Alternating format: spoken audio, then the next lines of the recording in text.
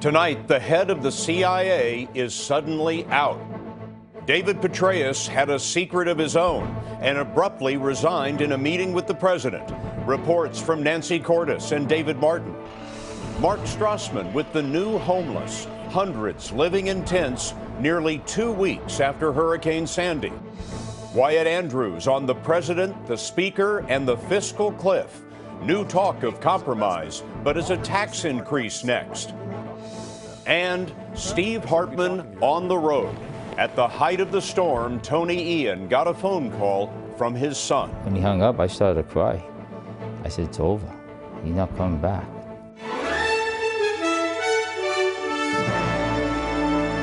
This is the CBS Evening News with Scott Pelley. Good evening. Late today, President Obama accepted the resignation of the Director of Central Intelligence, David Petraeus. Petraeus acknowledged having an extramarital affair. We have learned that for the last few months, the FBI has been investigating the communications of Petraeus. Law enforcement sources tell Bob Orr there was concern about emails that the CIA director was exchanging with a woman who is a journalist. Additional sources tell us those communications involved Paula Broadwell, seen here with Petraeus on a Defense Department plane. Broadwell, 39 years old, published a book last year on Petraeus's time as the general in charge in Afghanistan. Broadwell is a Harvard University research associate, and she spent time in Afghanistan with Petraeus. She is a West Point graduate, as is Petraeus. We have tried to reach Broadwell today, but we have not heard back. Before this sudden development, it would have been hard to find anyone in Washington admired as much as David Petraeus. The former four-star general led the war in Iraq and the war in Afghanistan. He is a scholar known for his calm, steady advice to presidents. We begin our coverage of this breaking story with Nancy Cordes at the White House tonight. Nancy? Scott, White House officials say David Petraeus came here to the White House yesterday afternoon to meet with the president in person and offer his resignation. The president asked for a night to think it over, to talk with top aides, and today, in a phone call with Petraeus, he accepted it. The resignation is effective immediately, just 14 months after Petraeus was sworn in as director of the CIA, with his wife at his side. In a statement to CIA employees today, Petraeus said, after being married for over 37 years, I showed extremely poor judgment by engaging in an extramarital affair. Such behavior is unacceptable, both as a husband and as the leader of an organization such as ours. That statement was followed a few minutes later by this one from the president, who said he had accepted Petraeus' resignation and that David Petraeus has provided extraordinary service to the United States for decades. By any measure, he was one of the outstanding general officers of his generation. It happened so suddenly, even the White House press secretary seemed taken by surprise. The president has believes that General Petraeus is doing and has done an excellent job. But I don't have any personnel announcements to make from here today. The scandal comes at a sensitive time for Petraeus and the CIA. 1 week before Petraeus was scheduled to testify in closed-door congressional hearings about the CIA's role in fending off an attack on the U.S. consulate in Benghazi, Libya, which left the U.S. ambassador and 2 CIA contractors dead. Petraeus met his wife Holly when he was a cadet at West Point. She's a top appointee at the new Consumer Protection Financial Bureau. Petraeus often describes her as, quote, bright, nice, and a pit bull, someone you want in your corner. The deputy director of the CIA, Michael Morrell, has been installed as acting director. White House officials described him today as a, quote, total pro, an all-star, who advised the president on his decision to raid Osama bin Laden's compound in Pakistan. So Morrell, it would seem, is on the short list to replace Petraeus. White House officials insist tonight, Scott, they knew nothing about Petraeus' infidelity or this FBI investigation until Wednesday, the day after the presidential election. Nancy, thanks very much. We're joined now by senior correspondent John Miller, who's been talking to his sources on this story. John, why would the FBI be investigating the communications of the director of the CIA? Normally, that wouldn't be the case. What is much more likely here is that the communications of someone else, possibly in a foreign country, that that are now touching the CIA director's communications would rise to their attention. And then what happens here is they're looking at these messages and they seem to be cryptic in nature, which raised the question, all right, well, who is this person? What are these communications about? Why are they cryptic? And that's how this snowball starts to roll down the hill. So in the normal course of business, the FBI and counterintelligence is looking for penetration of the CIA and its communication system. Exactly. And to have it on this level is not only extraordinarily rare, it's unprecedented. You know, I wonder if your sources are telling you anything about whether any classified information or any national secrets were divulged in any of this. They're quite definitive on that. They say while the initial conversations raised suspicions about, well, what is this about? Who's involved here? No classified information, no security violations, and certainly nothing that would constitute a violation of law or anything criminal.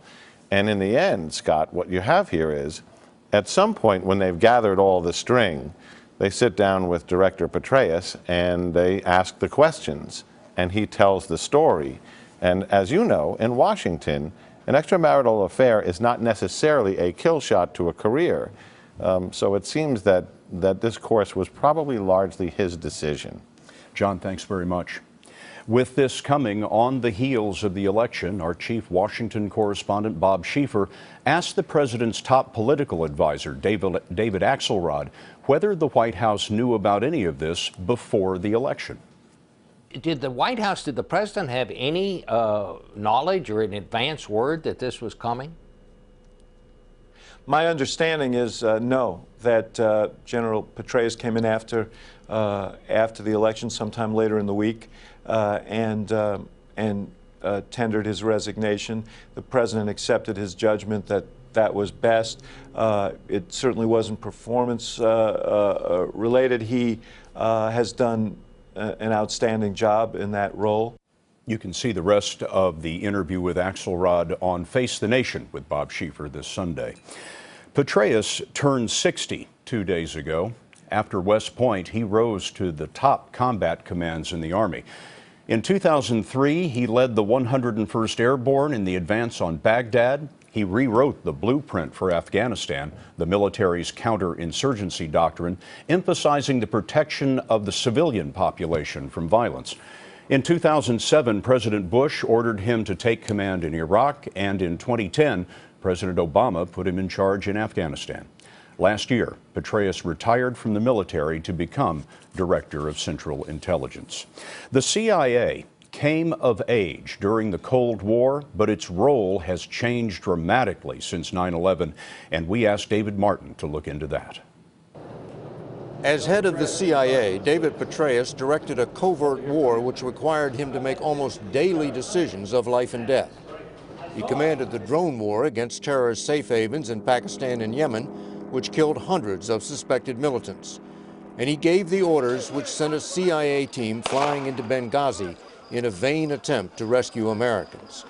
2 members of that team, both of them, like Petraeus, retired military, were killed on that mission. Overnight, he went from the best known and perhaps the greatest general of his generation to covert warrior. He told the Senate Intelligence Committee during his confirmation hearing he had campaigned for the job. I wanted this job. This is something that was not a month or 2 or 3 in the making. The CIA had been on the front lines ever since 9/11, when an agency team went into Afghanistan ahead of the Pentagon Special Forces. One of the first to die was CIA officer Michael Spann.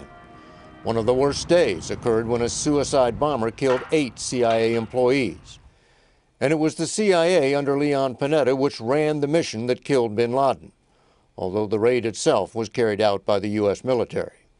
When Petraeus took over, he promised not to turn the CIA into another military organization.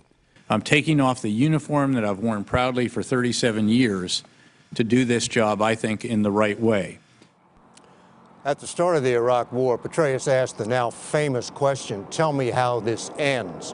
When he said that, he surely could not have imagined how his own career would end. David, thank you.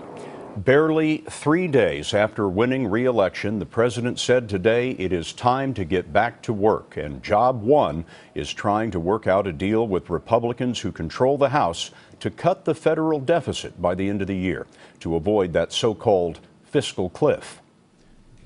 I want to be clear. I'm not wedded to every detail of my plan. I'm open to compromise. I'm open to new ideas. I'm committed to solving our fiscal challenges. But I refuse to accept any approach that isn't balanced. I am not going to ask students and seniors and middle-class families to pay down the entire deficit while people like me making over $250,000 aren't asked to pay a dime more in taxes. I'm not going to do that. That fiscal cliff we mentioned is the package of sharp tax increases and huge across-the-board spending cuts that will go into effect automatically January 1st unless there is a deal to cut the deficit. Wyatt Andrews has the latest on that tonight. Wyatt? Scott, the speaker today flat out rejected the president's demand for higher tax rates on the wealthy. The speaker said, and I'm quoting him, those higher tax rates would slow down the economy and our ability to create jobs. But Scott, there is also some wiggle room here because Boehner has put new tax revenues on the table. So I asked the speaker today, what is the difference between rates and revenues? And he explained Republicans might raise revenues by cutting tax deductions. Could you give us an idea, any more examples of where you're going with that? Because if tax rates are not on the table, are you talking about going after deductions? It's clear that there are a lot of special interest loopholes in the tax code, both corporate and personal. It's also clear that there are all kinds of deductions, some of which make sense, others don't. Two of the biggest deductions in the tax code are the mortgage interest tax deduction and the health insurance that workers get from their employers tax-free. What Boehner is suggesting was proposed by Mitt Romney in the campaign, essentially raising taxes on the rich by limiting what they take off their taxes. The president has dismissed this approach before because these same deductions also help the middle class. So what we're seeing now is a classic negotiation, Scott. Both sides spent today sounding tough, while they were also sending signals on where they might find common ground. Wyatt, thank you very much. We're going to call in Bob Schieffer now and ask the question. Bob, do you think they can make a deal? Well, it's hard to say. What we saw today, Scott, was simply both sides laying down their opening markers. Both sides were very courteous and civil, and that is rare these days. But I think what we saw underlined today was not that they are coming together, but just how far apart the two sides are. I didn't see either side really give an inch, but this is just the beginning of the beginning. The real work will probably have to be done behind closed doors, and I think it's going to be a while before we know if anything is possible. This is going to be a very tall mountain to climb. We'll be watching Face the Nation Sunday, Bob. Thank you. Thousands lost everything in Sandy. We're going to show you the camp that soon will be home. And a pilot who had a mid-air meltdown is released from custody when the CBS Evening News continues.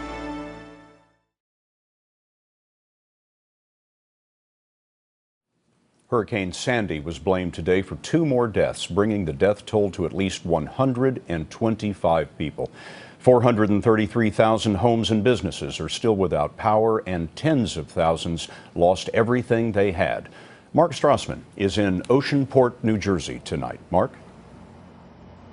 Scott, this mini city is a state-run shelter camp, a series of tents that stretches across 40 acres in the parking lot of a racetrack. It's in partnership with FEMA's disaster response here, along with hundreds of mobile homes now on their way to areas devastated by Sandy.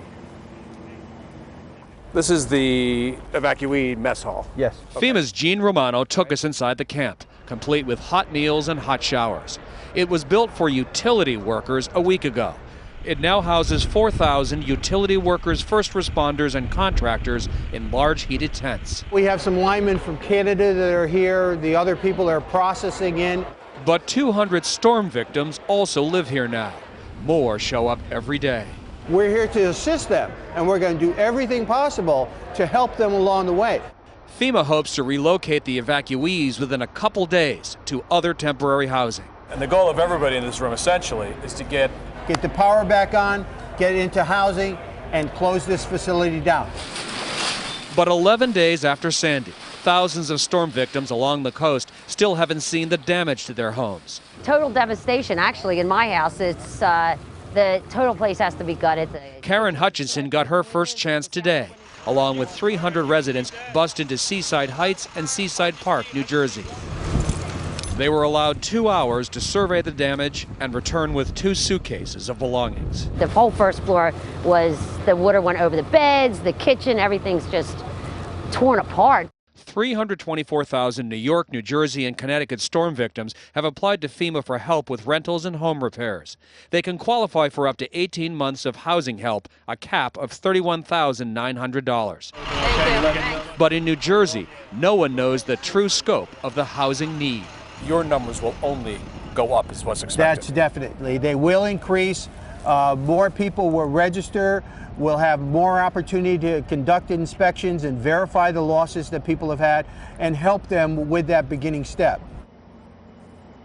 This shelter camp is only contracted to be here for another week, although that could be extended. And Scott, there's another camp just like this one in northern New Jersey, and in New York, they're talking about building another one on Long Island. Thanks very much, Mark. A bank robbery suspect has been cornered after a high-speed chase. What happened next? In a moment.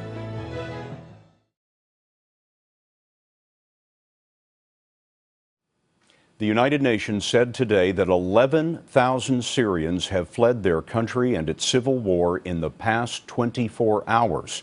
This amateur video provides a glimpse of what they're escaping.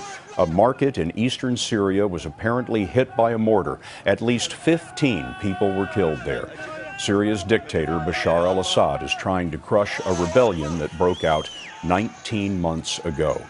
That JetBlue pilot who had a mid-air meltdown earlier this year was released from federal custody today, but a Texas judge ordered Clayton Osmond not to fly or board an aircraft. Back in March, Osmond ran through the cabin and ranted about terrorists before being subdued by passengers. In July, he was found not guilty of disrupting a flight crew by reason of insanity.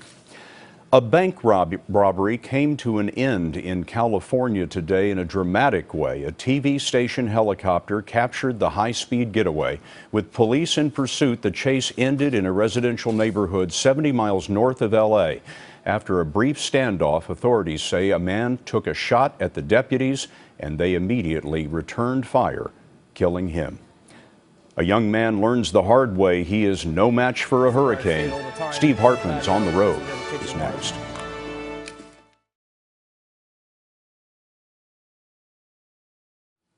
As Hurricane Sandy was approaching a couple of weeks ago, people in low-lying areas were warned to leave, and most did.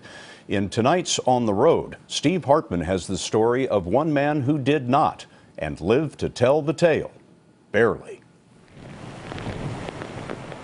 The hurricane killed 125 people. I shouldn't be talking to you right now. Mike Ayan was almost 126. So thankful to be here, man. You have no idea. The night of the storm, Mike was alone in his grandfather's house in Toms River, New Jersey. I'd like to save the house by any means. You thought you were going to save the house? Like a little water in the house. Yeah, buckets or something? Buckets. I had the buckets ready. I didn't think the whole thing was going to go underneath the water. But it did, and he did. I've never been so cold in my life. Up to his neck. And I had my phone. My God. And I called my dad. I was like, Dad, I ain't making it, man. I'm like, the water's so high right now. I'm like, I love you. I'm like, I miss you. I'm like, I'm going to try my best to survive, but I really don't think it's happening. And I'm screaming. I screwed up. I should never stayed here. I should have listened to you. I'm sorry. I'm sorry. I'm like, the water's so deep. And I'm like, Dad, I got to go. When he hung up, I started to cry. I said, it's over. He's not coming back. His dad, Tony, didn't hear from him again for 8 hours. A living hell, surpassed only by what his son went through that night. This is where the kitchen was. After the house partially collapsed, Mike fled the building and was swept away. I was way out there, way out there. For more than 3 hours, he got beaten and battered by waves and debris before finally washing up alongside an empty house. He went inside. Now out of the water, but still freezing to death, he sat down by this window and wrote a final letter for his dad. I just wanted my dad to know that I went to this house and I tried to survive. I did almost everything I can. I just didn't give up when I ended the phone call. Did you know you loved your dad this much? I did. But when you think you're gonna die, you really think about who means the most to you. Mike's parents got divorced when he was a kid. His dad raised him alone. They were close. Less so, they say, in recent years, but certainly more so since Mike got rescued. A guy on a jet ski finally found him. He hugged me like he never hugged me before, that's for sure. He hugged me like when he was a kid again. Two grown men crying, hugging each other. It's. Your relationship with your dad will never be the same. Oh, no. I don't want to leave his side. 28 years old, I don't even want to leave his side. Obviously, no one wants to go through what they've gone through. It's creaking and cracking. But wouldn't it be nice if everyone could live Gone, demolished. like they almost died? Thank God. Steve Hartman, on the road, in Toms River, New Jersey. Thank God. Love you too. I love you. And that's the CBS Evening News for tonight. We leave you now with the Statue of Liberty illuminated for the first time since the hurricane.